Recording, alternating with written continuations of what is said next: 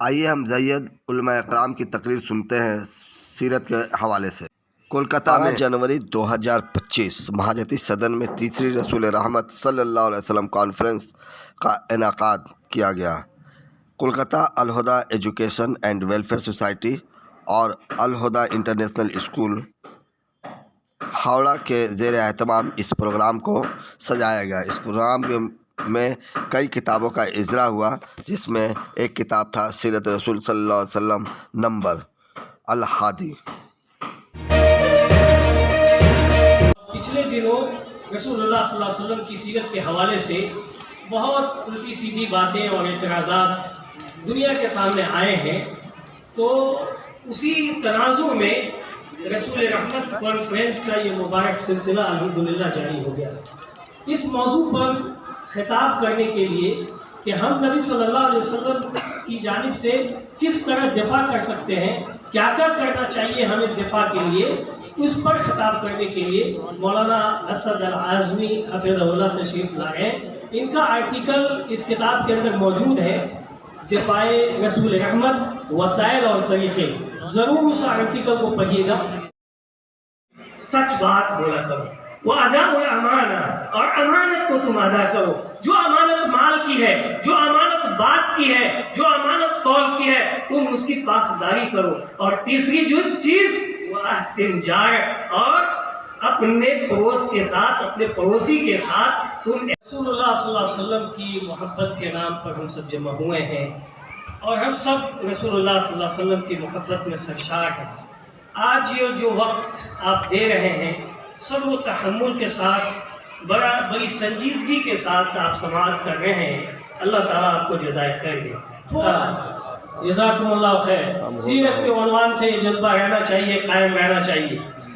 الحمدللہ رب العالمین، والصلاة والسلام علی اشرف الانبیاء والمرسلین، محمد وعلی آلہ وصحبہ اجمعین ومن تبعهم بإحسان إلى يوم الدين، أما بعد، فإن خير الحديث كتاب الله، وخير الهدي هدي محمد صلى الله عليه وسلم، وشر الأمور محدثاتها، وكل محدثة بدعة، وكل بدعة ضلالة، وكل ضلالة في النار۔ محترم حضرات، رسول اللہ صلی اللہ علیہ وسلم کی سیرت طیبہ ہماری زندگی کے تمام شعبے کو شامل ہے۔ ہم جہاں رہتے ہیں وہ ہمارا معاشرہ ہے، ہم اکیلے نہیں رہتے، وہاں ہمارا گھر بھی ہے، اور ہمارے بغل میں ہمارے بھائی کا گھر بھی ہے، ہمارے رشتہ دار کا گھر بھی ہے، ہمارے غیر رشتہ دار کا گھر ہے، مسلمان بھی ہیں اور غیر مسلمان بھی ہیں۔ اسی کو کہا جاتا ہے کہ یہ سماج ہے، یہ معاشرہ ہے۔ ایک ایک بلڈنگ میں سینکڑوں لوگ رہتے ہیں، لیکن یہ جو سماج ہے، یہ جو معاشرہ ہے، یہ ایسے ہی نہیں چلتا۔ یہ ایک دوسرے سے محبت کے ساتھ چلتا ہے، ایک دوسرے کی ہمدردی اور بڑی خواہی کو انجام دے کر کے چلتا ہے، ایک دوسرے کے حقوق کی ادائیگی کے ساتھ چلتا ہے۔ اور یہ دین اسلام جو پیارے نبی محمد رسول اللہ صلی اللہ علیہ وسلم لے کر کے آئے، اس دین اسلام کے اندر تمام لوگوں کے حقوق تفصیل کے ساتھ بیان کیے گئے ہیں۔ اللہ تعالیٰ قرآن کریم کے اندر کہتا ہے وَاعْبُدُوا اللَّهَ وَلَا تُشْرِكُوا بِهِ شَيْئًا وَبِالْوَالِدَيْنِ إِحْسَانًا وَبِذِي الْقُرْبَى وَالْيَتَامَى وَالْمَسَاكِينِ وَالْجَارِ ذِي الْقُرْبَى وَالْجَارِ الْجُنُبِ وَالصَّاحِبِ بِالْجَنبِ وَابْنِ السَّبِيلِ وَمَا مَلَكَتْ أَيْمَانُكُمْ إِنَّ اللَّهَ لَا يُحِبُّ مَنْ كَانَ مُخْتَالًا فَخُورًا۔ لوگوں، ایک اللہ کی عبادت کرو اور اس کے ساتھ کسی کو شریک نہ بناؤ۔ اپنے والدین کے ساتھ احسان اور سلوک کرو، اپنے رشتہ داروں کے ساتھ احسان اور سلوک کرو، یتیموں کے ساتھ اچھا برتاؤ کرو، مسکینوں کی مدد کرو، اور وہ جو پڑوسی جو تمہارا رشتہ دار ہے، رشتہ دار پڑوسی، اس کا حق ادا کرو، اور وہ پڑوسی جو تمہارا رشتہ دار نہیں، اجنبی ہے، چاہے وہ مسلمان ہو یا غیر مسلم ہو، اس کا حق ادا کرو۔ اسی طرح سے جو تمہارا پہلو کا ساتھی ہے، جو تمہاری بیوی ہے، جو تمہارے دوست ہے، جو تمہارے احباب ہیں، جو تمہارے ساتھ ارد گرد اور تمہاری صحبت پہ رہتے ہیں، ان کا حق ادا کرو۔ اور اسی طرح جو مسافر ہے، مسافر میں جو تمہارے ساتھی ہو جاتے ہیں، ان کا بھی تم حق ادا کرو۔ وَمَا مَلَكَتْ أَيْمَانُكُمْ، اور جس کے تم مالک بن بیٹھے ہو، جو تمہاری ماتحتی میں ہیں، جو تمہارے خادم ہیں، جو تمہارے نوکر ہیں، جو تمہاری دکانوں میں ہیں، جو تمہاری فیکٹریوں میں ہیں، ان کے उनके साथ भी तुम एहसान सुलूक करो। इन्नल्लाह ला युहिब्बु मन कान मुख्तालन फखूरा। अल्लाह ताला किब्र गुरूर करने वाले को और फख्र करने वाले को अल्लाह ताला पसंद नहीं करता। और याद रखो भाइयों कि जिसके दिल के अंदर भी जर्रा बराबर भी किब्र होगा, जिसका दिल किब्र और गुरूर से भरा होगा, फख्र से भरा होगा, वो न तो अल्लाह की इबादत का हक अदा कर सकेगा और न ये हुकूक अदा कर सकेगा जिसका तज़किरा अल्लाह ताला ने कुरान करीम के अंदर किया है और जिन लोगों का जिक्र किया गया है। तेराने प्यारे नबी मोहम्मद रसूलुल्लाह सल्लल्लाहु अलैहि वसल्लम ने पड़ोसियों के हुकूक के ताल्लुक से बड़ी ज़बरदस्त नसीहत की है और लगातार और मुसलसल आप सल्लल्लाहु अलैहि वसल्लम सहाबा किराम को नसीहत किया करते थे और वसीयत किया करते थे। बुखारी और मुस्लिम की रवायत है, दिगर मुहद्दिसीन ने भी उस रवायत को नकल किया है और रावी हजरत आयशा रज़ी अल्लाह तआला अन्हा, अब्दुल्लाह इब्न उमर, अब्दुल्लाह इब्न अम्र इब्न आस, ये लोग रुवात हैं इस हदीस के। वो कहते हैं कि रसूलुल्लाह सल्लल्लाहु अलैहि वसल्लम ने फरमाया, मा ज़ाला जिब्रीलु यूसीनी, मा ज़ाला जिब्रीलु यूसीनी बिल-जार हत्ता ज़ननतु अन्नहु सयुवर्रिसुहु। ये जिब्रील हमें लगातार नसीहत कर रहे थे, लगातार वसीयत करते थे। रसूलुल्लाह सल्लल्लाहु अलैहि वसल्लम फरमा रहे हैं कि जिब्रील मुझे मुसलसल लगातार नसीहत कर रहे हैं पड़ोसी के हुकूक की अदायगी के ताल्लुक से, और इतनी वसीयत कर रहे हैं कि ऐसा लगता है मुझे कि कहीं उसे वारिस न बना दिया जाए, माल का वारिस न बना दिया जाए। तो इतनी बड़ी वसीयत प्यारे नबी मोहम्मद रसूलुल्लाह सल्लल्लाहु अलैहि वसल्लम की है। इसलिए दूसरी रवायत के अंदर बुखारी की और मुस्लिम की रवायत है, मन कान युमिनु बिल्लाह वल यौमिल आखिर फलयुक्रिम जारह। जो अल्लाह पर ईमान रखता है, आखिरत के दिन के ऊपर यकीन रखता है, वो अपने पड़ोसी का एहतराम करे, पड़ोसी का एहतराम करे। और दूसरी रवायत के अंदर है फलयुहसिन जारह, वो अपने पड़ोसी का हक अदा करे, उसके साथ एहसान करे, ये रवायत है। और दूसरी रवायत के अंदर मौजूद जो तिर्मिज़ी की सही रवायत है, खैरुल अस्हाबी इंदल्लाह, खैरुल अस्हाबी इंदल्लाह खैरुहुम लिसाहिबी। तुम में का वो मजलिस में रहने वाला जो साथियों के दरमियान रहता है, सबसे बेहतर साथी वो है जो अपने एक दूसरे साथी के लिए बेहतर है। वो खैरुल जीरान इंदल्लाह खैरुहुम लिजारी, और सबसे बेहतरीन पड़ोसी वो है जो अपने पड़ोस के साथ एहसान और सलूक करता है। तो ये मर्तबा है मेरे भाइयों, ये ईमान की अलामत है। नबी सल्लल्लाहु अलैहि वसल्लम ने कहा कि अगर तुम मोमिन बनना चाहते हो, ईमान वाले हो, तो अहसिन जारक, तुम अपने पड़ोसी के साथ एहसान करो, ये ईमान की अलामत है। और ये भी कहा नबी सल्लल्लाहु अलैहि वसल्लम ने सही हदीस के अंदर कि अल्लाह उसके रसूल की अगर तुम मोहब्बत चाहते हो कि अल्लाह उसके रसूल तुमसे मोहब्बत करे, इन कुंतुम तुहिब्बून अन युहिब्बकुमुल्लाहु व रसूलुहु फहाफिज़ू अला सलासी ख़िसाल। अगर तुम चाहते हो कि अल्लाह उसके रसूल रहमत सल्लल्लाहु अलैहि वसल्लम की सीरत पर ये दूसरी जिल्द किताब की शक्ल में आपके सामने मौजूद है। उसके बाद सीरत रसूल नंबर पार्ट 1 बांग्ला ज़बान में रसूलुल्लाह सल्लल्लाहु अलैहि वसल्लम की सीरत पर यह किताब तैयार हुई है। आपके सामने उलमाए किराम अपने हाथों में लिए हैं। अल्लाह रब्बुल आलमीन सबकी खिदमतों को कबूल फरमाए। उसके बाद तीसरी किताब है रसूलुल्लाह सल्लल्लाहु अलैहि वसल्लम की सीरत पर इंग्लिश ज़बान में ये सीरत रसूल की पहली जिल्द है, फर्स्ट पार्ट है इंग्लिश में, जिसका इजरा आपके सामने हो रहा है। ये इंग्लिश ज़बान में रसूलुल्लाह सल्लल्लाहु अलैहि वसल्लम की सीरत पर पहली किताब है जो आपके सामने है। मैं अल्लाह ताला से दुआ करता हूँ कि जिन उलमाए किराम ने इन किताबों की तैयारी में और जिन लोगों ने इन किताबों के छपवाने में, इन किताबों को शाये करने में अपना ताउन पेश किया है, अल्लाह उनके ताउन को कबूल फरमाए। और जैसा कि मैंने कहा कि ये किताब मुफ्त दी जाएगी आपको, लेकिन इसका मतलब ये नहीं है कि आप सिर्फ मुफ्ती हासिल करें। अल्लाह के लिए, रसूलुल्लाह सल्लल्लाहु अलैहि वसल्लम से मोहब्बत के नाम पर आपकी सीरत को आम करने के लिए आप इसमें अपना खुसूसी ताउन भी पेश करें। अगर नहीं तो कम से कम 50 रुपया ही ज़रूर दे करके जाएंगे। वैसे ही अगर नहीं दे सकते हैं तो फ्री में आपको ये किताब मिलेगी, लेकिन अगर अल्लाह ने दिया है तो कम से कम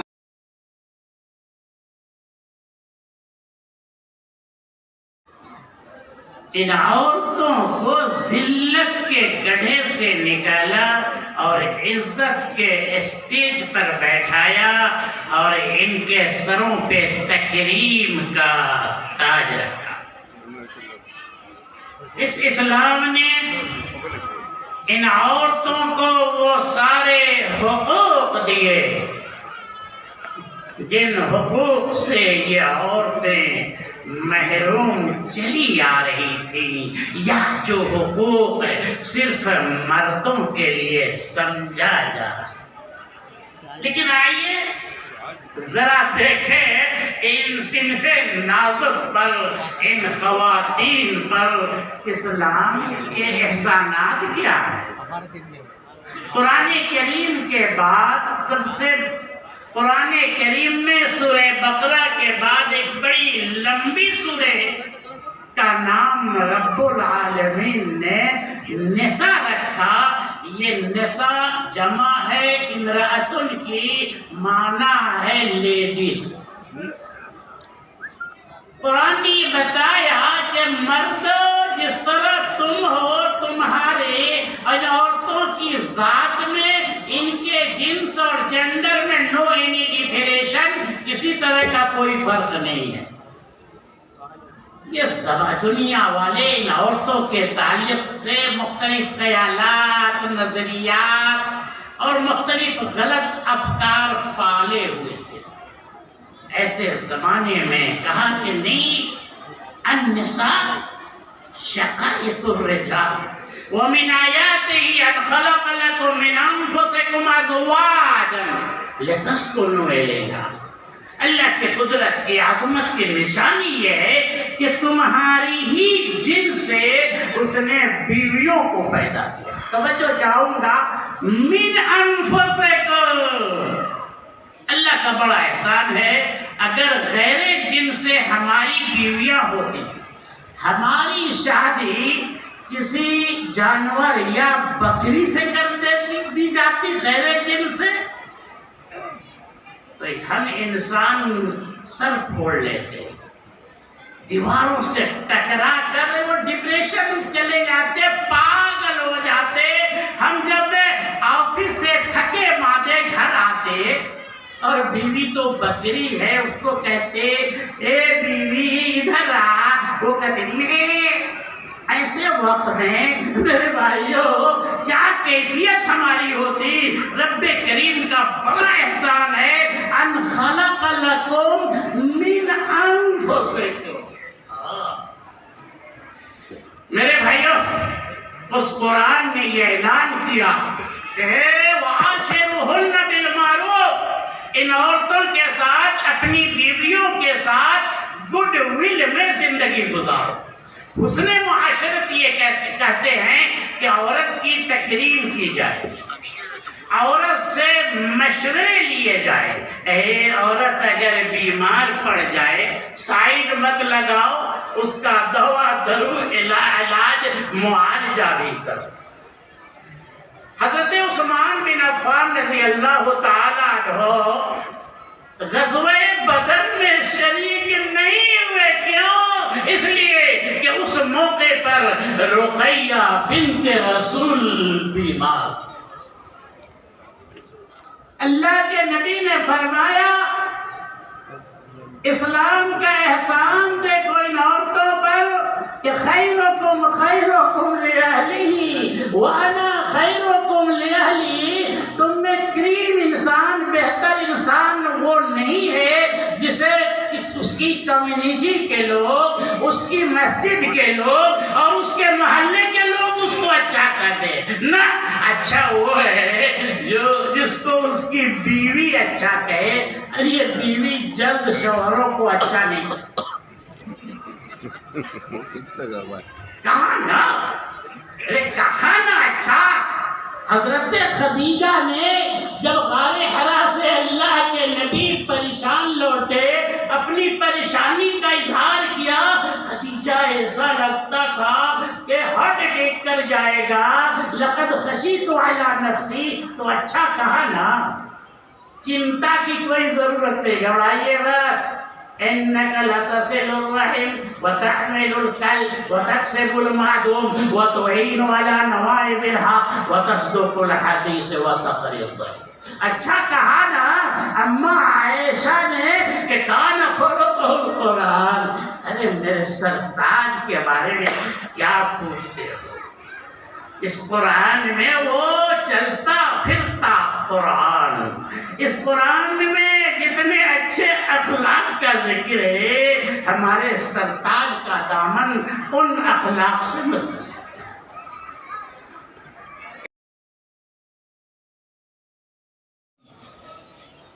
انسان دوستی، ایثار اور ہمدردی جیسے جذبات اسی وقت پروان چڑھتے ہیں جب دل میں دوسروں کے لیے خیرخواہی اور عطا کا جذبہ موجود ہو.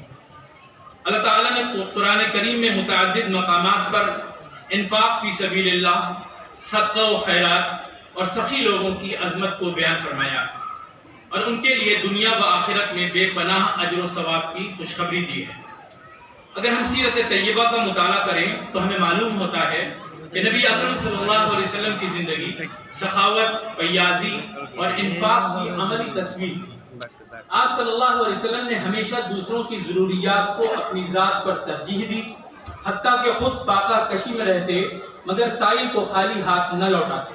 حضرت جابر رضی اللہ عنہ روایت کرتے ہیں کہ نبی کریم صلی اللہ علیہ وسلم سے جب بھی کوئی چیز مانگی جاتی تو اگر وہ آپ کے پاس ہوتی تو ضرور عطا فرماتے اور اگر نہ ہوتی تو وعدہ فرما دیتے. صحیح بخاری کی روایت ہے.